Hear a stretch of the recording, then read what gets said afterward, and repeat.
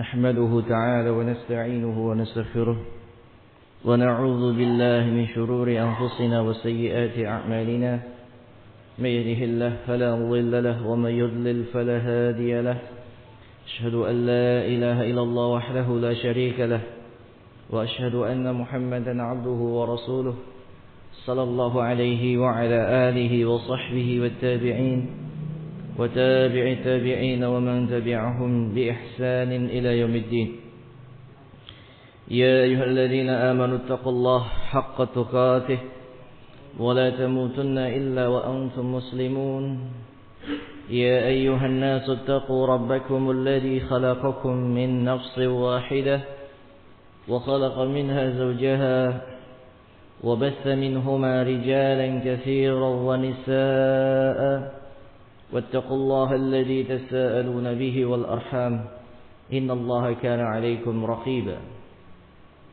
يا أيها الذين آمنوا اتقوا الله وقولوا قولا سديدا يصلح لكم أعمالكم ويغفر لكم ذنوبكم ومن يطع الله ورسوله فقد فاز فوزا عظيما أما بعد فإن خير الكلام كلام الله وخير الهدي هدي محمد صلى الله عليه وعلى آله وسلم وشر الأمور محدثاتها فإن كل محدثات بدعة وكل بدعة ضلالة وكل ضلالة في النار أعاذني الله وإياكم من النار. Ikhwana fi din a'azzakumullah. Kita masih melanjutkan dari tafsir surah Al-Insyiqaq.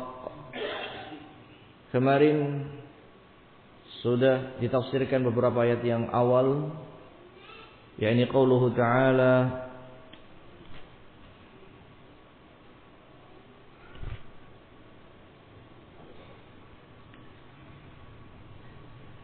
فَأَمَّا مَنْ أُوتِيَ كِتَابَهُ بِيَمِينِهِ فَسَوْفَ يُحَاسَبُ حِسَابًا يَسِيرًا. Adapun orang-orang yang diberikan kitab catatan amalannya dengan tangan kanannya, dia terima dengan tangan kanannya. فَسَوْفَ يُحَاسَبُ حِسَابًا يَسِيرًا. Maka kelak dia akan dihisab dengan hisab yang mudah.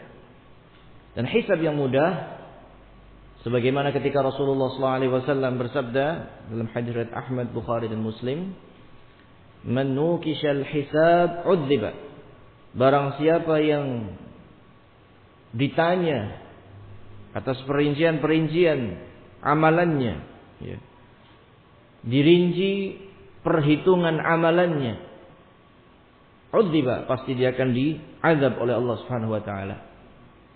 Maka kemudian Aisyah radhiyallahu anha bertanya, bukankah Allah Subhanahu wa taala berfirman, wahai Rasulullah, fasawfa yuhasabu hisaban yasira, yaitu orang-orang yang beriman yang diberikan catatan amalannya dengan tangan kanan dan diterima dengan tangan kanan, mereka akan dihisab dengan hisab yang mudah. Artinya ada rasa kekhawatiran. Ini bukan mendebat, tapi rasa kekhawatiran. Setiap orang yang dihisab akan diazab. Sedangkan di dalam Al-Quran, di dalam surah Al-Insyiqaq ini, orang-orang yang beriman tersebut akan dihisab. Jadi khawatir, ya, khawatir. Maka kemudian Rasulullah SAW menjawab, laisa dzaka bil hisab, bukan hisab yang demikian dimaksud. Walakin dzaka al-'ard, walakin dzalika al-'ard. Akan tetapi hisab yang mudah adalah diperlihatkan. Ard. Rasulullah ya mengarahkan jarinya seperti menotok. Ard, ditunjukkan. Menukishal hisab yaumal qiyamah udziba. Tetapi barang siapa yang ditanya secara perinci pada hisabnya pada hari kiamat, maka dia akan disiksa. Ya. Berarti hisab yang yasir adalah ditampakkan. Ini kamu, catatan amalan kamu begini, yang baik, yang buruk. Ya. Tetapi ya, yang menerima catatan amalannya dengan tangan kiri akan diperinci. Ya, amalan ini, hari ini, tempat ini, kenapa kamu lakukan, apa yang kamu lakukan dan seterusnya. Ya, akan diperinci semuanya. dipertanggungjawabkan di hadapan Allah Subhanahu wa taala. Dan orang-orang yang menerima catatan amalan dengan tangan kanannya akan dihisab dengan hisab yang mudah. Wa yanqalibu ila ahlihi masrura, dan akan kembali untuk bertemu dengan keluarganya dalam keadaan bahagia. Yaitu akan dikumpulkan di dalam surga bersama dengan keluarganya yang masuk surga dalam keadaan dia bahagia. Ya. Dikarenakan termasuk kebahagiaan itu bukan hanya kebahagiaan makan, minum, istana, tetapi kebahagiaan batin, berkumpul dengan anak istri, berkumpul dengan ayah ibu, berkumpul dengan saudara. Maka itu adalah kebahagiaan hati yang bahkan bisa melebihi daripada kebahagiaan makan minum yang banyak diceritakan di dalam ayat mengenai surga. Ya. Maka tentunya kenikmatan yang lebih nikmat, kenikmatan batin, bertemu dengan orang tua di dalam surga, bertemu dengan istri-istrinya di dalam surga, bertemu dengan anak-anaknya, saudara-saudaranya di dalam surga, itu lebih membahagiakan dibandingkan makanan, buah-buahan, istana di dalam surga itu sendiri.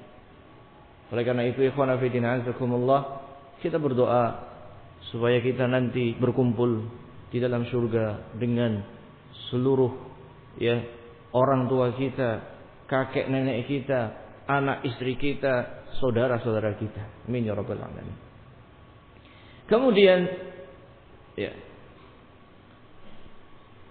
Rasulullah sallallahu alaihi wasallam menyampaikan sebuah riwayat yang diriwayatkan oleh At-Tabrani. Rasulullah mengatakan sallallahu alaihi wasallam, "Innakum ta'maluna a'malan la tu'rafu wa yushikul 'arif ayyathuba ila ahli famasrurun wa maqdumun." Sesungguhnya kalian itu melakukan amalan-amalan yang tidak diketahui, yang kalian lupa. Habis melakukan lupa. Baik itu kebaikan ataupun kejahatan, baik itu ketaatan ataupun kemaksiatan. Maka jangan-jangan dia akan mengetahuinya dan akan dibalas atas amalan yang tidak dia ketahui atau amalan yang sudah dia lupakan. Famasrurun wa maqdumun, bisa dia nanti menerimanya dengan bahagia karena yang dia tidak ketahui adalah amalan saleh. Bisa yang dia terima dia dalam keadaan muram durja, menyesal dikarenakan yang diperlihatkan kepadanya adalah amalan-amalan yang buruk. Wa qawluhu, kemudian firman Allah Ta'ala, wa amma man utiya kitabahu wara'a dhahrihi. Adapun orang-orang yang diberikan kitab catatan amalannya di belakang punggungnya, ay bi shimalihi min wara'i dhahrihi, yaitu dia terima dengan tangan kirinya dari belakang punggungnya. Tusna yadahu ila wara'ih, dia lipat tangannya. Allah alam apakah begini, apakah begini. Dia lipat tangannya, dia lipat di belakang punggungnya, dia terima. Wa ya'ta kitabah bidzalika kadzalik. Demikian kitab catatan amalannya akan diberikan demikian. Sudah diberikan dari belakang, dia terima dari belakang punggungnya dengan tangan kiri yang dilipat. Maka ketika dia melihat atau dia menerima dengan tangan kirinya dan dia terima dari sebelah belakang daripada punggungnya, fasawfa yad'u thubura, maka mereka akan menyeru thubura, khasara wa halaka, celaka dan binasa. Ketika dia mengetahui bahwasannya kitab catatan amalannya itu diserahkan dari belakang, diterima dari belakang punggungnya dengan tangan kirinya yang dilipat, maka dia akan menyuruh, rugilah dan celakalah aku. Wa yasla sa'ira, dan dia akan masuk ke dalam neraka sa'ir, neraka yang apinya sangat menyala membara. Innahu kana fi ahlihi masrura. Siapa itu orang-orang yang catatan amalannya diterima dari belakang punggungnya dengan tangan kiri yang terlipat? Yaitu innahu kana fi ahlihi masrura, yaitu orang-orang yang dulu ketika di dunia hanya berfoya-foya, bersenang-senang, tidak mempedulikan aturan, tidak mempedulikan ini dosa atau tidak. Ai farihan la yufakkir fil awaqib, hanya bersenang-senang di kehidupan dunia, Tidak berpikir nanti konsekuensinya apa. La yubali, tidak peduli bahkan. Ya, sebagaimana Rasul mengatakan, sayati zaman la yubali rajul ya yakhudhu malahu minal halal minal haram. Akan datang satu masa, kata Rasulullah SAW, satu masa yang orang itu mengambil uang, nggak peduli ini halal ini haram. Yang penting dapat. Yang penting dapat lapangan pekerjaan. Yang penting dapat usaha, bisa dagang. Bahkan dijadikan modal usaha itu sebagai darurah. Kalau saya tidak hutang bank, nanti bagaimana saya bisa bekerja? Allahul musta'an. Dia jadikan modal usaha sebagai darurah. Padahal tidak pernah seperti itu dalam syariat.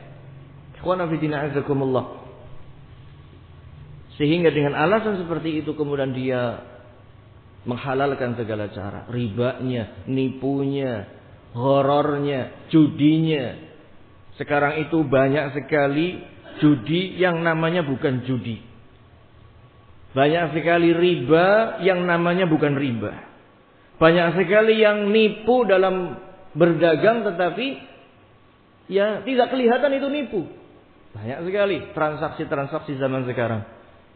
Bahkan setiap hari kita menerima lebih dari 5 SMS nawarin riba. Gak tahu padahal nomor itu yang punya cuma saya sama ibu saya. Sama istri saya. Nomor sangat rahasia. Yang nelpon cuma orang tua, istri atau anak pribadi. Kok bisa SMS masuk tiap hari 5 kali menawarkan riba? Menawarkan hutang yang berbunga jelasnya. Ikhwana fillah azakumullah. Aneh. Ya. Sudah merajalela. Ketika riba yang sangat mengerikan dinamakan bunga, seolah-olah harum, wangi dan banyak disenangi. Ketika judi dinamakan sebagai jaminan ya, keselamatan, jaminan keamanan. Bahkan investasi dinamakannya judi. Banyak sekali ikhwan fillah azakumullah dan sistem-sistem ya muamalah yang sangat luar biasa kita dapati. Padahal yang haram itu sedikit aslinya. Yang haram sedikit. Yang halal itu banyak. Subhanallah. Yang halal itu banyak. Yang haram itu sedikit. Hanya saja orang sekarang sudah banyak terbutakan. Sehingga seolah-olah yang sedikit menjadi banyak. Yang banyak seolah-olah sulit. Ya. Ingat. Orang-orang yang menerima catatan amalan dari belakang punggungnya dengan tangan kirinya adalah mereka yang berfoya-foya di dunia. Dia tidak berpikir akibat dari tindakan dia. Yang dia pikirkan hanyalah kesenangan dunia. Supaya dapat untung, supaya mudah, supaya dapat gaji, supaya dapat pekerjaan. Dia tidak memikirkan nanti apa yang akan terjadi, konsekuensi dari pekerjaan ini, konsekuensi dari usaha ini. Wala yakhaf mimma amama, dia tidak takut apa yang akan terjadi di depan dari negeri akhirat. Fa'aqabahu dzalikal farh yasira al-huzn at-tawil. Maka kemudian Allah Subhanahu wa taala balas kebahagiaan yang secuil di dunia tersebut dengan kesedihan yang berkepanjangan di akhirat. Ya. Wong riba saja, riba itu senangnya ketika nerima uangnya. Kata riba itu senangnya kalau nerima 1 miliar, glotok, 1 miliar. Seumur umur baru pegang uang 1 miliar. Baru setelah itu orang, Pak, ini cicilannya per bulan, pusing kita. Aduh. Baru 1 menit terima uang, Pak, cicilannya per bulan sekian, Pak. Aduh. Sudah bahagianya hilang. Apalagi kalau jatuh tempo, lebih pusing lagi. Apalagi kalau nunggak, lebih pusing lagi. Apalagi sekarang itu ya penuh dengan tipuan. Kita bayangkan saja, seorang hutang 10 juta dengan bunga 10%. Misalkan 10%. Subhanallah. Ketika kita nyicil, misalkan kita nyicil per bulan 1 juta. Itu rupanya yang pernah saya tanyakan sendiri kepada yang mantan pelaku ribawiyah, pernah kerja di bank. Ya. Persentase hutang, bunga yang dibayarkan di awal itu 90% dari cicilan itu. Atau 80%, 10%-nya untuk asuransi. Sehingga hakikatnya kita nyicil 1 juta, kita baru nyicil 100 ribu. Paham ini? Karena apa? 1 juta itu 80%-nya adalah bayar hutang di depan, bayar bunga di depan, 10%-nya untuk asuransi, barangkali nanti baru separuh dia mati. Baru 10%-nya itu baru dianggap nyicil. Subhanallah. Berarti cicilan pertama 1 juta itu adalah baru 100 ribu dia bayar. Yang 800 ribu bunganya dia bayar di depan. Ya. Subhanallah. Luar biasa. Tipu menipunya luar biasa. Sudah ribanya, nipunya, ditambah lagi judinya. Bagaimana judi? Model asuransinya. Ya. Kebanyakan model asuransi sekarang kalau tidak judi ya riba. Na'udzubillah min dzalik. Padahal kan perkaranya jelas. Kita diemeng-emengi, ditakut-takutin, nanti kalau kamu kecelakaan bagaimana? Nanti kalau kamu begini bagaimana? Sudah pure. Ya. Kalau agak lama yang dulu, yang namanya asuransi, kita ngiur, kita nggak kecelakaan, uangnya nggak balik, begitu ya? Itu jelas judi. Ya. Diangsur selama 2 tahun. Sebulan cuma 100 ribu, tapi kalau kamu kecelakaan akan dikasih uang 100 juta. Berarti kita masang lotre ibaratnya 100 ribu per bulan, mengharapkan 100 juta nanti kalau kecelakaan. Jadi yang dia harapkan kecelakaannya kapan? Allahul musta'an. Giliran sudah ya sistem ini sudah berbau busuk. MUI sudah mengeluarkan fatwa haram. Akhirnya uangnya kalau 2 tahun tidak kecelakaan, uangnya balik. Jadi 100 ribu dikali 2 tahun, berarti 2.400.000. Balik uangnya, nggak apa-apa. Berarti kan bukan judi. Kalau judi itu yang uangnya nggak balik. Hakikatnya, nah, rupanya itu jatuhnya riba. Kenapa jatuhnya riba? Kita minjemi uang per bulan 100 ribu dengan harapan manfaat mendapatkan berapa? 100 juta. Kullu qardin jarra naf'an fa huwa riba. Setiap transaksi hutang piutang yang mengharapkan manfaat riba. Serba sulit. Kalau seorang sudah jatuh kepada keharaman, keluarnya susah. Oleh karena itu jangan masuk. Cara yang halal itu sangat banyak sekali. Tawakkal Allah. Ini akan diuji tawakalnya kita kepada Allah Subhanahu wa taala. Ya. Tawakalnya kita akan diuji oleh Allah. Alhamdulillah, ya dulu ketika nggak ada asuransi, ya jarang orang masuk rumah sakit, sehat-sehat. Giliran ada asuransi, sakit kepala, rumah sakit, sakit gigi UGD, wah, aduh, subhanallah.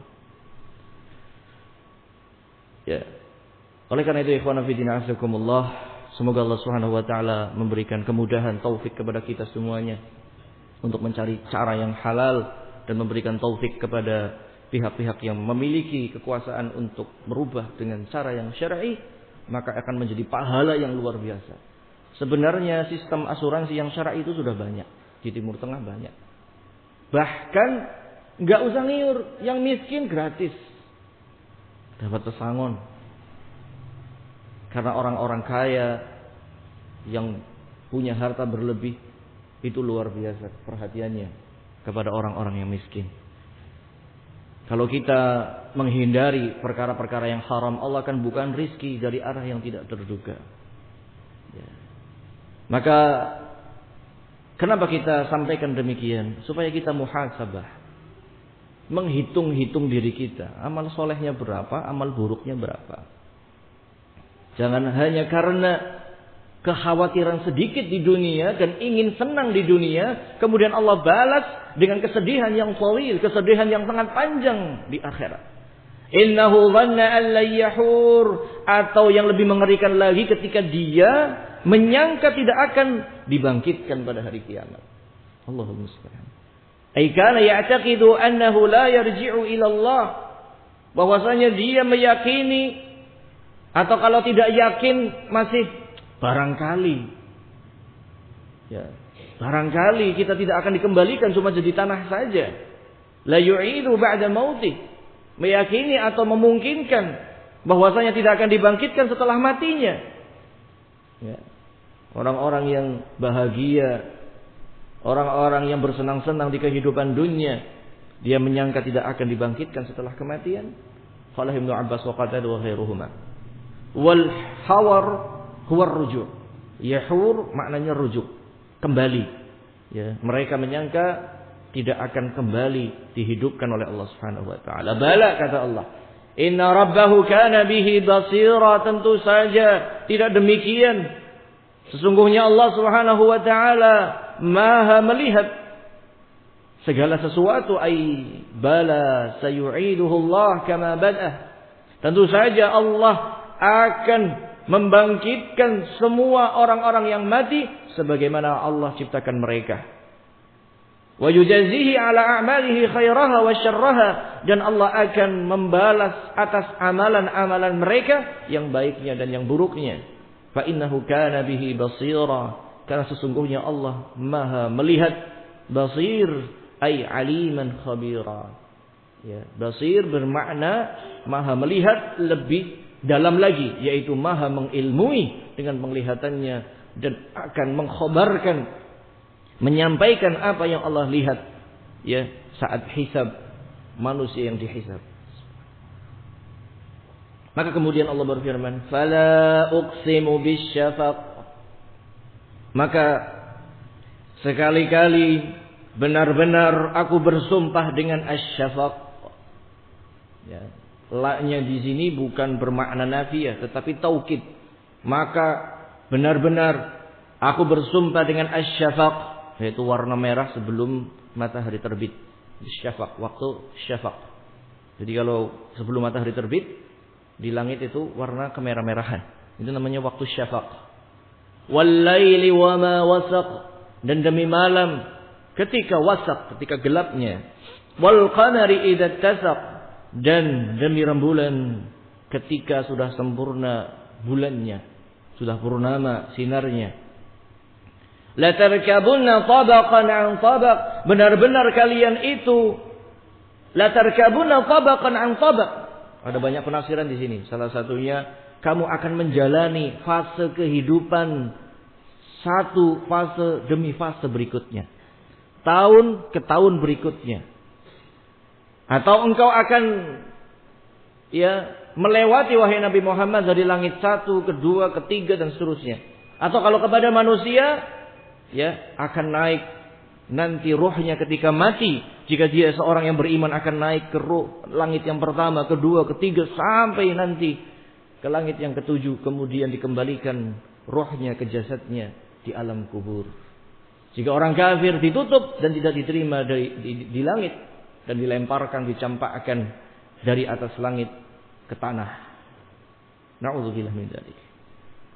Fama lahum la yu'minun. Bagaimana mereka itu tidak beriman?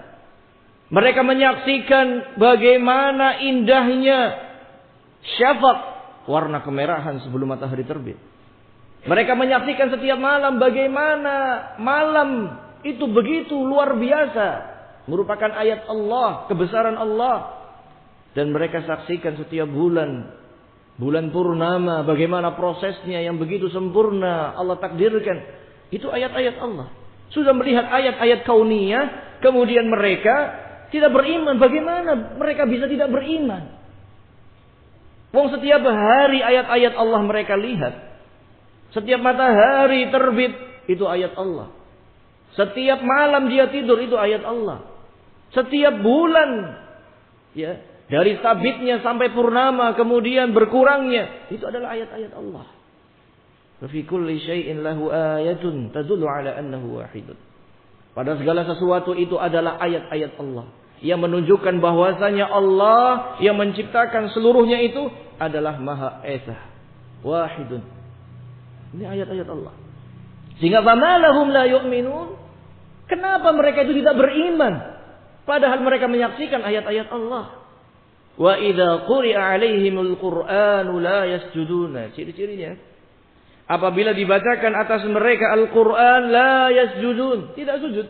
Nah, inilah ayat sajdah yang waktu awal muqaddimah surah Al-Insyiqaq, ya, ada ayat sajdah dalam surah Al-Insyiqaq ini. Ya, biasanya kalau di mushaf dikasih tanda, ya, seperti bentuk pintu masjid atau di garis atas. Ya, garis atas. Kalau penulisan khat imla itu enggak ada garis bawah, adanya garis atas. Jadi kalau kita nulis Arab, penting jangan di garis bawah, garisnya atas. Seperti nulis tanda tanya. Kalau tanda tanya kita begini dari atas bawah titik. Kalau Arab dari kanan kemudian titik dulu ke atas. Itu gitu. Nah, itu cara penulisan tulisan Arab itu begitu. Kalau Latin itu tanda bawah, garis bawah, di garis bawahi. Maka kalau kita mengimla tulisan Arab di garis atasi. Itu adab etika dalam menulis. Ya, khat menulis bahasa Arab. Balil ladzina kafaru yukadzibun, bahkan mereka orang-orang yang kafir itu mendustakan ayat-ayat Allah tersebut. Wallahu a'lamu bima yu'un. Padahal Allah Subhanahu wa taala Maha mengilmui apa yang mereka lakukan. Fabashshirhum bi'adzabin alim. Maka beritakanlah kepada mereka, mereka akan mendapatkan azab yang sangat pedih. Illal ladzina amanu wa 'amilus salihati lahum ajrun ghairu mamnun. Kecuali bagi orang-orang yang beriman dan membuktikan keimanannya dengan amal saleh, maka bagi mereka pahala yang tiada terputusnya, yang tiada habisnya. Subhanallah. Ketika sudah mati, amal saleh yang ditiru oleh orang-orang saleh yang lainnya, pahalanya mengalir. Sedekah jariyah yang kita nafkahkan untuk anak istri kita mengalir. Ilmu yang kita ajarkan, atau kalau tidak bisa mengajar, ikut menyebarkan informasi taklim, ikut menyebarkan buku, ikut menyebarkan hal-hal yang bermanfaat, ya, itu akan mengalir pahalanya. Masjid yang kita bangun mengalir pahalanya. Mushaf yang kita beli, kita bagikan, dibaca per hurufnya, itu satu kebaikan dikali 10 yang baca, ya, dapat pahala. Kita yang ngasih mushaf dapat pahala juga. Subhanallah. Maka secara khusus, ya, dalam riwayat At-Tabrani, inna mimma yalhaqu bihil mu'min, ya, min ujurihi ba'da mautihi wa huwa fil qabr. Kata Rasulullah SAW, sesungguhnya yang akan terus menyertai seorang mukmin walaupun dia sudah meninggal, sudah dikuburnya, enggak bisa beramal. Salah satunya adalah mushafan warasah. Mushaf yang dia wariskan. Beli mushaf, dibagi. Atau ditaruh di masjid supaya dibaca. Atau dikasihkan kepada para penghafal Quran. Subhanallah, kita enggak hafal Quran. Beli mushaf, ada anak yang lagi ngafal Quran, dikasih. Nak, tak kasih. Dihafal ya, pakai mushaf ini. Dihafal 30 juz. Anak itu baca terus siang dan malam, kita ikut dapat pahalanya. Kita nggak baca, tapi ngasihkan mushaf. Yang dengan mushaf tersebut, anak tersebut bisa ngafal Quran. Subhanallah. Luar biasa. Islam itu memberikan, ya, pahala yang terus mengalir. Makanya semangat kita, jangan medit, pelit, ya. Untuk beli sate 1 kodis 100.000. Mushaf itu nggak ada 100.000. Dikasihkan untuk anak sendiri. Pikir-pikir, ini mushafnya masih bagus kok. Ingat, mushaf itu kalau hilang 1 halamannya, para ulama mengatakan dibakar untuk memuliakan. Sedangkan kadang santri udah hilang 1 juz, ya, orang tuanya masih bagus kan? Allahul musta'an. Hilang 1 halaman itu suruh dimusnahkan karena apa? Bahaya. Ya. Nah ini hilang 1 juz masih dipertahankan, nah, dimusnahkan untuk memuliakannya. Kemudian beli yang baru lagi. Beli yang baru lagi untuk, ya, untuk dihafal. Dan beli yang bagus sehingga gampang rusak. Itu mushaf Al-Quran. Karena beberapa tahun belakangan ini juga kita tanbih. Beberapa mushaf khususnya dari Suriah Itu banyak yang sakat, banyak yang hilang. Bahkan lafadznya kita kemarin dapat laporan dari salah satu ustadz tahfidz. Beliau ngisi kursus, ada salah satu anak dokter di Pemalang ini minta dikursusin, beli mushaf dari Suriah, difotokan ke anak dalam surat Al-Baqarah beda, dalam surat Ali Imran lafadznya beda. Kalau nggak salah ala menjadi ilah. Subhanallah. Setelah dilihat cetakan mana? Suriah. Oh, mafhum. Beberapa tahun belakangan ini cetakan itu bermasalah. Bahkan saya sendiri punya mushaf cetakan Suriah, hilang banyak halamannya. Hilang di Al-Baqarah, di An-Nisa. Subhanallah, hati-hati. Ya, oleh karena itu kita beli mushaf juga hati-hati. Ya harus lajnah tashif, lajnah pemushafannya itu harus jelas. Yang mu'tamad yang di Saudi dan yang di Mesir. Yang di Saudi dan yang di Mesir. Ya, cetakannya harus dikenal dan rekomendasi juga harus ada. Jangan sembarangan. Ya, jangan sembarangan. Karena peletakan titik, koma, harokat itu semuanya itu pakai ilmu. Bukan sembarangan, ya. Oh, ini pencetak saya pengen lebih ramai lagi, dihiasin lagi sama penerbitnya lah, nggak boleh. Jadi harus hati-hati. Jadi kita semangat untuk memberikan mushaf, tetapi juga harus hati-hati dalam membelinya. Ya, hati-hati dalam membelinya. Apalagi pasar mushaf yang besar di dunia ini, paling besar diantaranya adalah Indonesia. Dan kurang selektif. Dari mana, negara mana saja bisa masuk. Ya. Dan diantara yang perlu kita tanbih dan kita perlu sampaikan, karena rupanya di Pemalang sudah ada kasusnya. Baru kemarin, baru 1 minggu kalau tidak salah. Maka kita ingatkan. Yang paling aman mushaf Madinah atau mushaf yang ditashih oleh lajnah dari Mesir. Ya, di lajnah ini yang insyaallah mu'tamad dari mushaf Madinah atau mushaf yang ditashih oleh para qurra, para muqri ya di Mesir Al-Azhar. Insyaallah itu yang selama ini bisa dijadikan standar. Dan hati-hati. Ikhwana fi din azakumullah. Ya, mushaf yang kita wariskan ini luar biasa. Setiap hurufnya yang dibaca itu satu pahala yang dikali lipat, 10 kali lipat.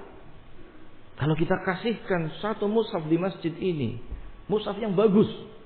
Jangan cari mushaf yang carinya yang murah supaya dapatnya banyak. Enggak. Cari yang bagus. Taruh di masjid ini. Ya. Atau dikasih kepada hufadzul Quran, orang-orang anak-anak yang lagi ngafal Quran, dikasih mushaf. Bagus. Ya, anak-anak kalau baru menghafal Quran 3 juz awal itu biasanya kertasnya rusak. Ya, ada ditekungi, ada apa biasanya rusak. Oleh karena itu ikhwan fillah azakumullah, perhatikan perkara ini. Pahala yang mengalir terus. Pahala yang terus mengalir selama bendanya masih ada. Ya. Atau bahkan yang alhamdulillah kalau menghasilkan seorang penghafal Quran, dia kemudian menjadi pengajar Quran. Ngafalnya pakai mushaf yang kita kasih. Dia menjadi penghafal Quran. Siang malam dia baca berkali-kali. Kita ikut dapat pahalanya. Setelah itu dia jadi ustadz ngajarin Al-Quran sama anak-anak. Muridnya 100. Hafid Quran semua. Wah, berarti kita menelurkan berapa? 101 hafidul Quran. 100 itu jadi ustadz semua. Masing-masing muridnya 100. Wah, gak bisa dibayangin itu. Walaupun mushaf yang kita kasih itu 1. Ke seorang anak yang sedang menghafal Al-Quran. Minimalnya anaknya kita. Anaknya kita kasih mushaf yang bagus. Nah, dihafal yang bagus. Terus diperhatikan sampai hafal. Ya. Sehingga ini adalah di antara innakum ta'maluna a'malan la tu'raf. Inilah amalan-amalan yang kalian tidak ketahui pahalanya mengalir terus. Ya, enggak terhitung tiba-tiba luar biasa pahalanya, menggunung. Ya. Dikatakan oleh Imam Ibnu Katsir rahimahullah menafsirkan ayat tadi, ruwiya an Ali wa Ibnu Abbas wa Ubadah bin Samit wa Abi Hurairah wa Shaddad bin Aus وابن عمر ومحمد بن علي بن الحسين ومحهول وبكر بن عبد الله المزني وبكير بن الأشج ومالك wa Ibnu Abi Dhi'b wa Abdul Aziz bin Abi Salamah al-Majishun annahum qalu, bahwasanya yang tadi ana sebutkan namanya dari sahabat tabi'in dan atba'u tabi'in, mereka menafsirkan asy-syafaq al-humrah. Asy-syafaq adalah warna kemerah-merahan sebelum matahari terbit. Wa qala Abdul Razzaq an Ma'mar an Ibn Khusaim an Ibn Labibah an Abi Hurairah radhiyallahu anhu qala asy-syafaq fasy-syafaqu huwa humratul ufuq imma qabla tulu'i syams. Ya. Syafaq adalah warna merah di ufuk sebelum matahari itu terbit. Ini syafaq. Ya. Dan itu ayat Allah. Kita lihat, kita renungi bagaimana kekuasaan Allah Subhanahu wa taala. Ya. Dikarenakan matahari ketika terbit itu tidak sembarangan. Kita jangan pikirnya pakai ilmu fisika yang pernah kita pelajari, bahwasanya berputar kalau di sini siang, sana malam. Itu tidak. Artinya matahari itu setiap mau terbit sujud di bawah arasy-Nya Allah Subhanahu wa taala, bertasbih, bertahmid, meminta izin untuk terbit dari arah yang biasa terbit. Sebagaimana hadis riwayat Bukhari. Setiap hari. Sampai ketika Allah Subhanahu wa taala takdirkan utlu min haitsu taghrub. Terbitlah kamu dari arah yang biasa kamu terbenam.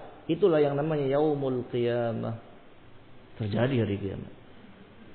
Matahari yang setiap hari menyinari kita, itu takut kepada Allah kapan saatnya hari kiamat. Sehingga meminta kepada Allah, berdoa kepada Allah setiap hari. Minta izin untuk terbit. Minta izin untuk terbit dari arah timur. Diizinkan. Lega matahari tersebut. Akhirnya menerangi kita. Sampai kemudian malam. Kemudian izin terbit lagi. Terus demikian. Kalau kita justru mau berpikir secara fisika yang biasa kita lihat itu, bahwasanya katanya sini malam sana siang. Subhanallah, tiada hentinya matahari tersebut untuk meminta izin kepada Allah untuk terbit dari arah timur. Ya.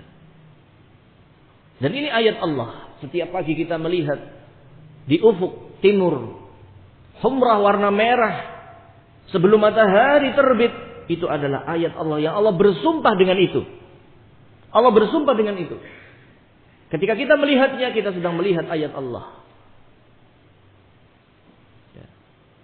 Kama qala Mujahid wa imma ba'da ghurubiha, atau kata Imam Ibnu Katsir ba'da ghurubiha, setelah matahari itu tenggelam. Setelah tenggelam masih ada di ufuk barat kemerah-merahan. Ini juga syafaq. Kama huwa ma'ruf 'inda ahli lughah, sebagaimana yang dikenal oleh pakar bahasa Arab tentunya. Qala Al-Khalil Ibnu Ahmad, berkata Al-Khalil Ibnu Ahmad, ini juga pakar bahasa Arab, asy-syafaq al-humra min ghurubi syams ila waqti al-isya al-akhirah. Fa idza dhahaba qila ghaba asy-syafaq. Al-humrah juga, asy-syafaq adalah al-humrah warna merah dari semenjak tenggelamnya matahari sampai waktu isya. Kalau sudah hilang, dikatakan oleh orang Arab ghaba asy-syafaq. Syafaq telah hilang, sinar merah sudah hilang, berarti tanda masuk waktu isya. Begitu, waktu isya berarti sudah datang. Kemerah-merahan di langit sudah hilang. Mungkin untuk zaman sekarang agak sulit karena kita banyak lampu, sehingga bias daripada lampu tersebut hamburannya menyulitkan kita untuk melihat syafaq secara kasat mata. Tetapi kalau misalkan satu Jawa ini padam saat sore tersebut, maka kita akan bisa. Atau misalkan orang-orang yang biasa hidup di laut, yang tidak ada lampu, dia bisa melihat bagaimana langit tersebut. Ya, bagaimana yang namanya fajar kadzib itu muncul, fajar shadiq itu kemudian muncul, kemudian humrah qabla tulu', kemudian tulu'u syams, kemudian waktu duha, kemudian istiwa, itu akan kelihatan sekali. Kemudian zawal, matahari tergelincir, masuknya waktu zuhur. Kemudian sampai matahari sudah condong ke arah barat, tinggi tombak waktu asar, sampai akhirnya tenggelam ghurub. Atau bahkan kalau kita mau lihat hilal, ru'yatul hilal, ketika tenggelam muncul hilal. kita akan benar-benar melihatnya. Kemudian syafaqnya muncul ketika itu. Ghurub bertanda waktu maghrib. Setelah itu muncul warna kemerah-merahan di langit. Kita akan melihatnya. Sampai ketika kemerah-merahan itu hilang, ya, sempurna hilang, itu datangnya waktu isya. Sehingga para pelaut seharusnya orang yang paling mengingat ayat-ayat Allah untuk tidak meninggalkan salat 5 waktu. Karena dia melihat bagaimana pergerakan matahari tersebut. Yang itu benar-benar, ya, Allah Subhanahu wa taala menciptakan lita'lamu 'adadas sinina wal hisab. Untuk kita mengetahui, ya, bilangan-bilangan tahun dan perhitungan waktu. Itulah manfaatnya daripada benda-benda langit tersebut. Kemudian berkata Al-Jauhari, "Asy-syafaq baqiyatu dhu'i syams wa humratiha fi awwalil lail ila qarib min al-'atamah." Al-Jauhari mengatakan, asy-syafaq adalah sisa-sisa sinar matahari yang memerah di awal malam sampai dekat waktu Isya. Wa kadza qala Ikrimah, demikian pula dikatakan oleh Ikrimah, asy-syafaq alladhi yakunu bainal maghrib wal isya. Asy-syafaq adalah, ya, warna merah yang terjadi antara waktu maghrib dan waktu isya. Itu syafaq. Subhanallah. Dan ini waktu untuk kita berzikir kepada Allah, untuk beribadah kepada Allah. Oleh karena itu Allah bersumpah, "Fala uqsimu bisyafaq." Benar-benar aku bersumpah dengan syafaq. Syafaq tersebut kalau pagi itu menandakan masih waktu subuh untuk beribadah, salat subuh. Atau kalau sudah salat subuh untuk berzikir pagi. Dan kalau sore ini adalah waktu maghrib dan isya untuk kita beribadah pada waktu tersebut. Tafadhal kumandangkan azan.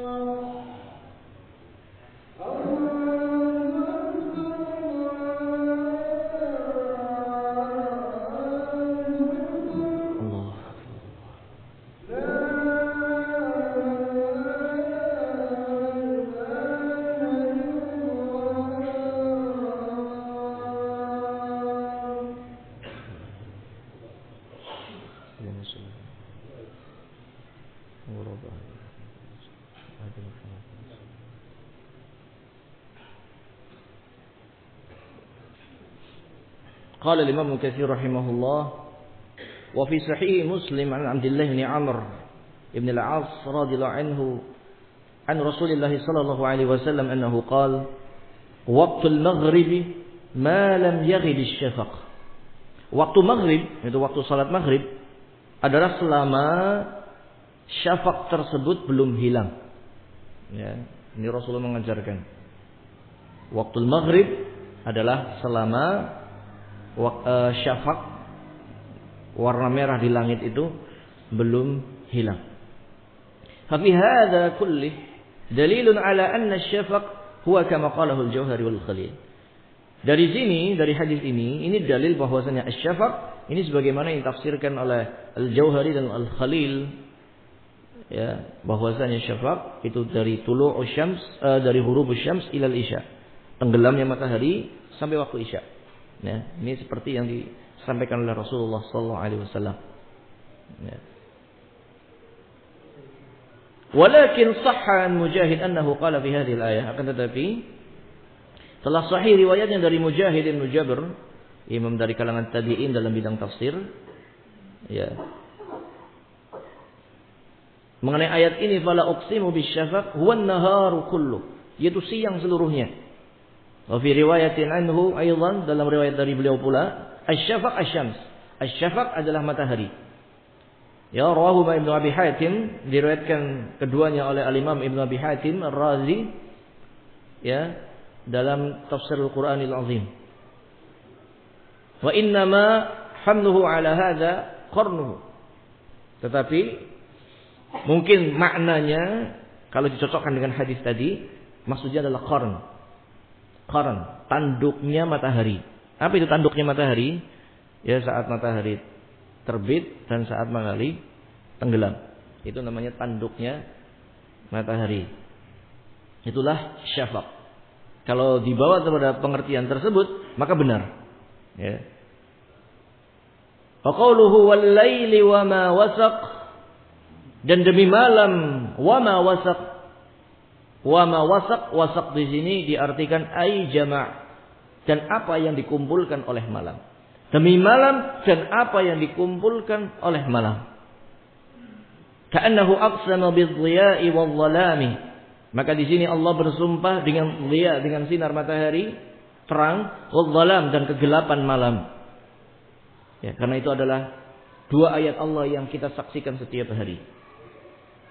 Yang semua orang insya Allah menyaksikan, walaupun tidak melihat tapi menyaksikan.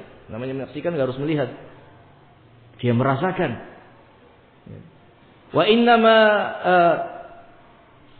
wa qala Ibnu Jarir aqsama Allahu bin nahar mudbiran wa bil laili muqbila. Allah bersumpah dengan siang yang baru saja pergi, dan kemudian Allah bersumpah dengan malam yang akan segera dihadapi. Qala Ibnu Jarir At-Tabari wa qala akharun, berkata yang lainnya, asy-syafaq ismun lil humrati wal bayad. Asy-syafaq adalah nama percampuran antara warna merah dan warna putih. Wa qalu huwa minal adad, dan itu termasuk warna yang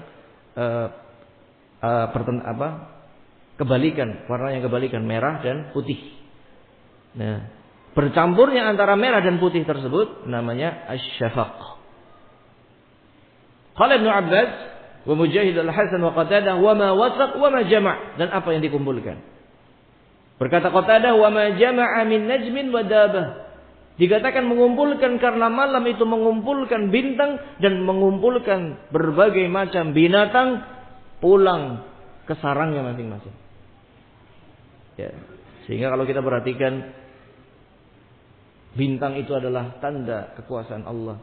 Dan kembalinya binatang ke sangkarnya, ya, ke tempat tinggalnya, itu adalah tanda kekuasaan Allah Subhanahu wa taala. Subhanallah.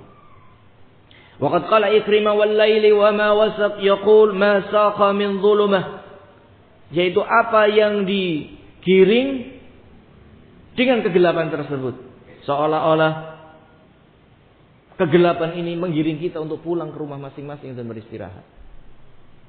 Idza kana al-lailu dhahaba kullu syai' ila ma'wah. Apabila datang malam, maka segala sesuatu itu menuju rumahnya, kembali ke rumahnya untuk beristirahat. Subhanallah, Allah berikan kebiasaan pada seluruh makhluk demikian. Wa qawluhu wal qamari wa idza tasaq wal qamari idza tasaq. Dan demi bulan idza tasaq, qala Ibnu Abbas idza istama'a wastawa. Apabila telah berkumpul sempurna dan sudah istawa, sudah meninggi atau sudah berada di ketinggian. Kata qala Ikrimah wa Mujahid wa Sa'id bin Jubair wa Masruq wa Abu Salih wa Dhahhak wa Ibnu Zaid. Demikian ditafsirkan oleh ulama yang kita sebutkan tadi. Wal qamari idza tasaq idza istawa. Idza tasaq maknanya idza istawa. Istawa juga maknanya adalah ala wartafa'a wastaqarra. Ya. Ittasaq maknanya istawa. Istawa maknanya ala wartafa'a wastaqarra. Ya. Istawa itu adalah ala yang berada di ketinggian, wartafa'a naik ketinggian, wastaqarra menempati ya di atas sesuatu atau menempati di sebuah sesuatu atau di atas sesuatu. Ya, ini makna daripada istawa. Wa qala al-Hasan idza istama'a, ketika berkumpul, idam tala, ketika sudah penuh bulan tersebut. Wa qala Qatadah idza istadara, idza tasaq idza istadara, ketika bulan itu berputar. Ya, dari sabitnya, hilalnya, kemudian sampai purnamanya, sampai kemudian kembali lagi dan seterusnya. Wa ma'na kalamihim annahu idza takamala nuruhu wa abdara. Maknanya adalah apabila telah sempurna cahaya rembulan tersebut dan telah berputar, ja'alahu muqabilan lil-laili wa ma wasaq. Maka Allah jadikan ya muqabilan lil-lail, yaitu pergantian malam dan apa yang dikumpulkan oleh malam tersebut. Wa qawluhu la tarkabunna tabaqan an tabaq. Benar-benar kalian itu akan tarkabunna tabaqan an tabaq.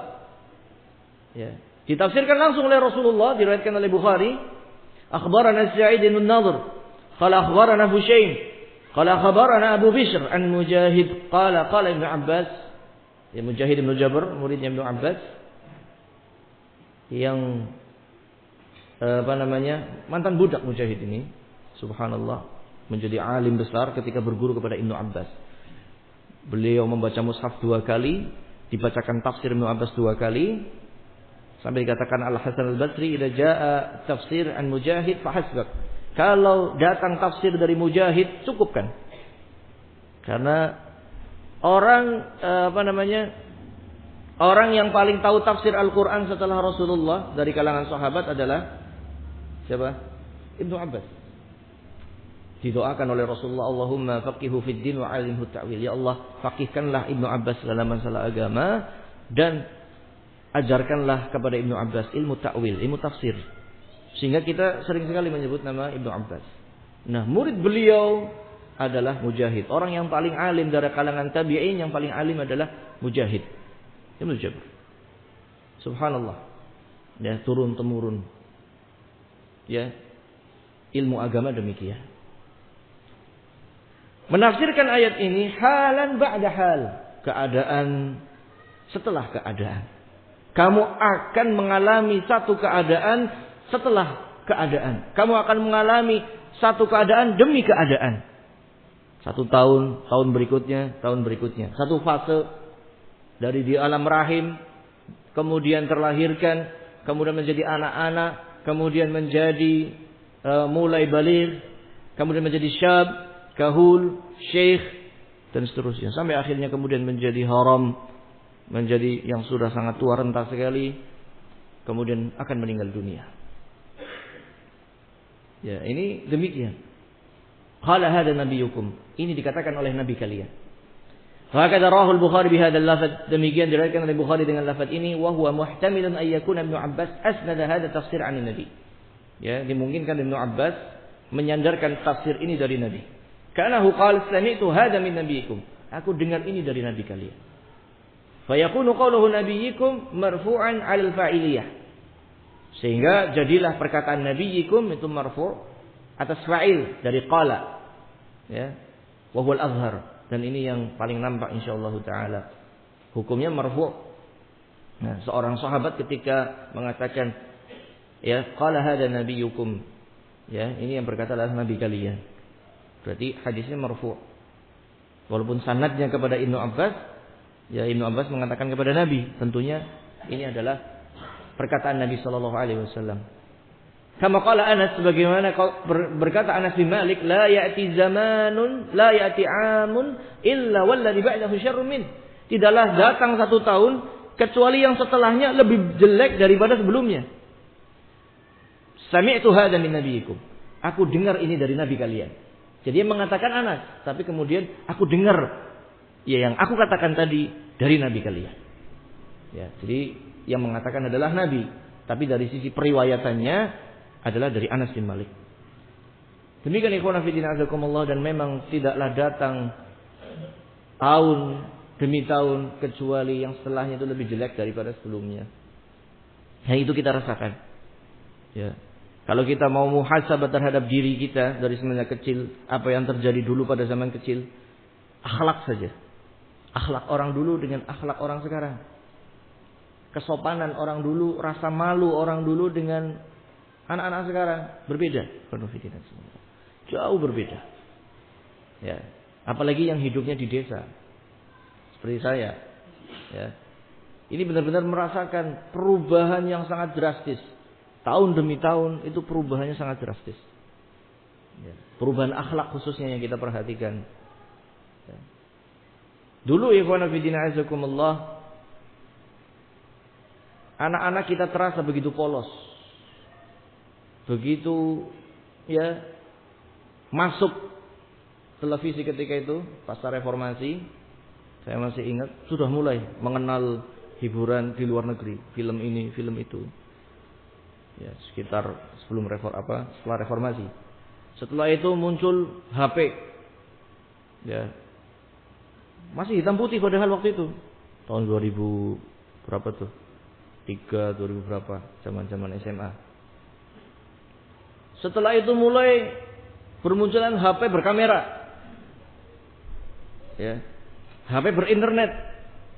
Sampai akhirnya tahun 2009 kalau nggak salah sudah mulai HP yang ada Android ataupun yang semacamnya. Sampai zaman sekarang berbagai macam perubahannya itu drastis. Dan kalau kita lihat akhlak, la ya'ti zaman illa waladhi ba'dahu syarrun min. Tidaklah datang sebuah zaman kecuali itu lebih baik daripada yang sebelumnya, atau yang setelahnya itu lebih jelek daripada sebelumnya. Ya. Sehingga ikhwan fillah azakumullah, tantangan sekarang ibrohnya ini bukan kita masalah cerita teknologi, tapi tantangan sekarang itu jauh lebih berat. Dalam keadaan fasilitas juga Allah buka. Ulama terdahulu ikhwan fillah azakumullah untuk belajar satu hadis. Dia harus berjalan 1 bulan. Rihlah. Mengadakan perjalanan. Dari satu tempat ke tempat yang berikutnya. Tenaga, fisik, harta dia habiskan. Untuk mendapatkan satu hadis. Zaman sekarang beli kitab Sahih Bukhari 200-300 ribu. Selesai. Imam Bukhari seumur hidup mengumpulkan kitab itu. Berjalan dari negeri beliau Bukhara di Rusia. Kemudian rihlah ke Baghdad. Rihlah ke Syam. Ya Irak, ke Syam. Ke Persia. Ke Yaman. Ke Makkah, ke Madinah, ke Mesir. Subhanallah. Ke Palestina. Beliau rihlah. Imam Ahmad bin Hanbal rihlah. Bahkan Imam Ahmad bin Hanbal ya yang menghafal hadis 1 juta hadis, alaf-alaf hadis, 1 juta hadis. Imam Bukhari menghafal 300 ribu hadis. Al-Imam Abu Dawud As-Sijistani, muridnya Imam Ahmad, menghafal 500 ribu hadis. Ini hadisnya 1, sanadnya bisa 1, bisa ya gharib, bisa 2 aziz, bisa 7 masyhur, bisa belasan sanad. Jadi bisa 1 hadis 20 sanad, itu hafal semua. Jadi kalau misalkan 1 juta hadis, sanadnya masing-masing 10, berarti 10 juta sanad dihafal. 10 juta. Dan mungkin ketika ditanya hadis ini disampaikan qala haddatsana sampai. Ini satu riwayat. Kemudian satu guru yang lain qala haddatsana, dari 10 guru disampaikan dengan sanadnya. Masing-masing sanad ada yang 3, ada yang 4, ada yang 5 antara Imam Ahmad sampai ke Rasulullah. Dan masing-masing orang per orangnya tahu keadaannya. Tahu keadaannya. Imam Ahmad mendapatkan hadis qala haddatsana Asy-Syafi'i. Ya, mendapatkan hadis dari Syafi'i. Tahu Syafi'i kayak apa. Mendapatkan hadis dari Imam Malik. Tahu Malik kayak apa. Mendapatkan hadis Malik dari Nafi'. Nafi' tahu keadaannya kayak apa. Nafi' dari Ibnu Umar. Tahu Ibnu Umar kayak apa. Dari Rasul sallallahu alaihi wasallam. Itu tahu keadaannya. Bukan hanya keadaan umum, terperinci. Bahkan cara jalannya tahu. Lahirnya, wafatnya, gurunya siapa saja, muridnya siapa saja. Sehingga kalau ada orang meriwayatkan hadis loncat satu akan tahu. Ini nggak berguru sama itu. Nggak mungkin. Imam Ahmad. Setiap hari berjalan dari Baghdad ke Kufah, ke Basrah. Rihlah ke Yaman.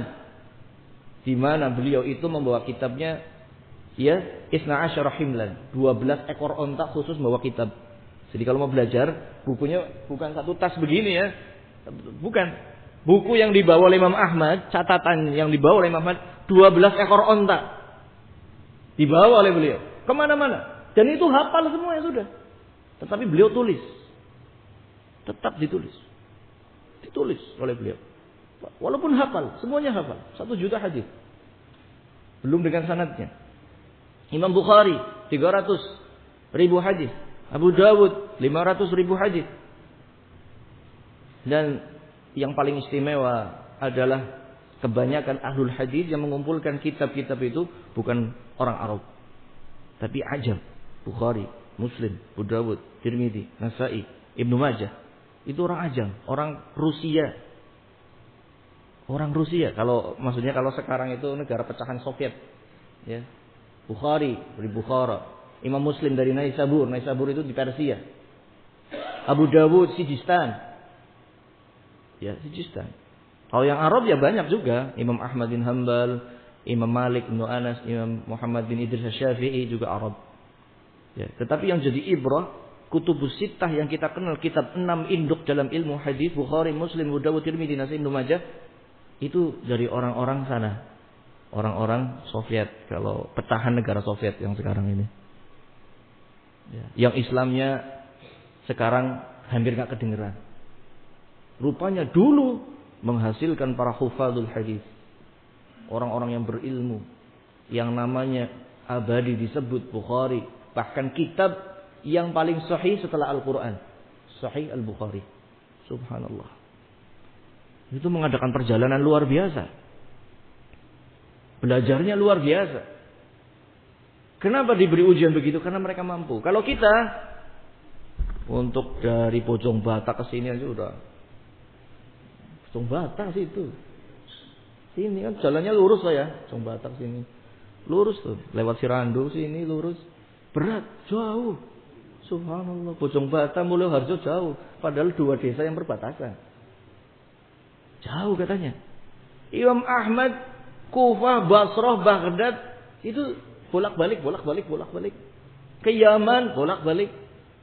Ke Makkah, Madinah bolak-balik. Untuk nyari hadis. Dan bawaannya 12 ekor onta. Beliau jalan kaki. Ontanya suruh bawa kitab. Subhanallah. Luar biasa. Dan gak nanggung-nanggung. Imam Malik pengen beli kitab, jual atap rumah. Jadi kitab tipis. Dulu harganya 1 atap rumah. Mahal harganya. Kita bersyukur. Tebel segini, paling kalau beli cetakan Mesir gak ada 100.000. Mushaf ya segini paling 100.000. Sekarang murah meriah kitab. Bahkan kalau medit-medit banget nggak mau beli kitab, bisa download PDF-nya. Ya. Beli kuota 50.000, wah sudah. Ratusan judul kitab di-download di situ. Kalau mau dibaca. Al-Imam Ibnu Katsir menulis kitab tafsir itu pakai hafalan, bukan contekan. Hafalan. sambil jalan rihlah di apa namanya di ontanya sambil menulis tafsir ini. Imam Syafi'i menulis kitab Risalah. Beliau juga tidak melihat, dengan hafalan ditulis langsung. Ya. Mereka demikian, ikhwan fillah azakumullah. Mereka pelajari kitabnya, mereka kumpulkan, sudah nulis kitab pakai hafalannya. Ibnu Hajar Fathul Bari, ya 15 ada yang cetak 50 jilid bahkan. Beliau susul 25 tahun. Sudah selesai beberapa tahun dikoreksi lagi terus 25 tahun. Ya, tapi kitabnya abadi sampai sekarang. Subhanallah. Oleh karena itu sebagai kita semangat untuk kita menimba ilmu, menuntut ilmu. Ada 2 pelajaran penting. Yang pertama, semangat menuntut ilmu.